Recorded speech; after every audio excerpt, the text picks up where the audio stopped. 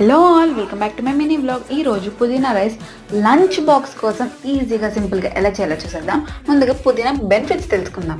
ఇందులో మెటబాలిజంని ఇంక్రీజ్ చేసే పవర్ ఉంటుంది కాబట్టి ఇమ్యూనిటీని పెంచుతుంది, అలాగే ఇండైజెషన్ని క్యూర్ చేస్తుంది, అలాగే జ్వరం, దగ్గు, జలుబు రాకుండా హెల్ప్ చేస్తుంది, వస్తే క్యూర్ చేస్తుంది. దీనికి ముందుగా మనం పుదీనా పేస్ట్ చేసుకోవాలి. ఒక హ్యాండ్ఫుల్ ఆఫ్ పుదీనాని, ఇంకా ఒక 2-3 పచ్చిమిరపకాయలు, అలాగే 3 వెల్లుల్లి రెబ్బలు, కొద్దిగా వాటర్ వేసి మెత్తగా మిక్సీ చేసుకొని పెట్టుకోవాలి.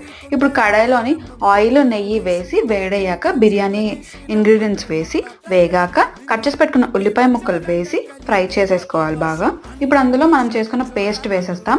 వేసి అది నూనె వదిలేంత వరకు బాగా ఫ్రై చేసుకొని సరిపడినంత ఉప్పు వేసేసి ఉడికించి పెట్టుకున్న రైస్ వేసి బాగా ఒకసారి కలిపేస్తాం.